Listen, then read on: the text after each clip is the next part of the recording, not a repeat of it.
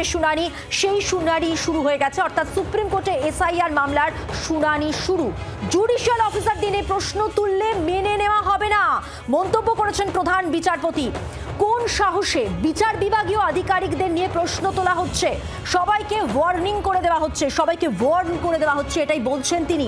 এটা মেনে নেওয়া হবে না। একেবারে ক্ষুব্ধ এবং ঝাঁঝালো বক্তব্য প্রধান বিচারপতির। কার্যত ক্ষমা চাইলেন আবেদনকারীদের আইনজীবী মেনকা গুরুস্বামী।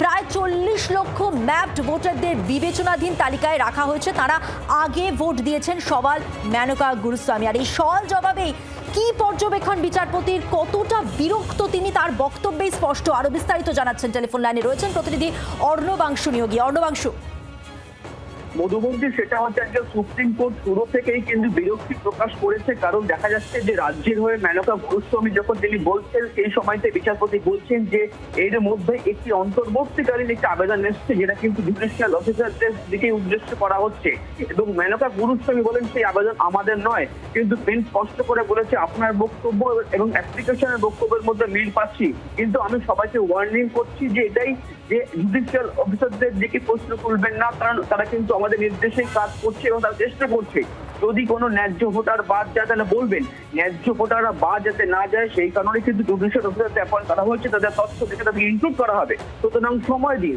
এই বারবার ধরে কিন্তু আপনারা এটা ডিস্টার্ব ক্রিয়েট করছেন, এবং দ্বিতীয়ত বলবো যে যারা অফিসাররা রয়েছে তারা কিন্তু স্যাক্রিফাইস করছেন, তারা ছুটির দিনে কাজ করছেন, রোববারে কাজ করছেন, তারপরেও আপনারা প্রশ্ন তুলছেন। আমার একটা ডাউট হচ্ছে দুপক্ষের উদ্দেশ্য নিয়ে, অর্থাৎ মামলাকারী এবং কমিশনে তাদের সদিচ্ছা নিয়ে আমার সন্দেহ প্রকাশ করলেন সুপ্রিম কোর্টের প্রধান বিচারপতি। এখন নির্দেশনামা তিনি দিচ্ছেন, অর্থাৎ বিশেষ করে জুডিশিয়াল অফিসাররা কাজ করতে তাদেরকে লজিস্টিক সাপোর্ট দিতে হবে সম্পূর্ণভাবে। সেই আবেদন কিন্তু করা হয়েছিল, সেই আবেদন মতোই কিন্তু সে নির্দেশ দিচ্ছে সুপ্রিম কোর্ট। ধন্যবাদ অর্ণবাংশু। বাংলার আওয়াজ, বাঙালির আবেগ, জি 24 ঘন্টা।